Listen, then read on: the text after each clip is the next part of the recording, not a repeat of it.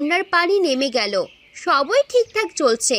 গ্রামের মানুষ আবার সুন্দরভাবে জীবনযাপন করছে। একদিন রাত্রিবেলা শহর থেকে চৌকিদার সাহেবের মেয়ে জামাই আসছে।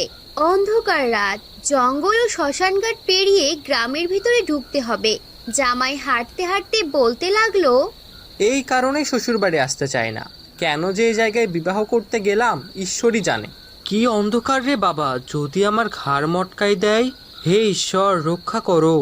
এসব বলতে বলতে জামাই এগোচ্ছে। চারদিকে অন্ধকার।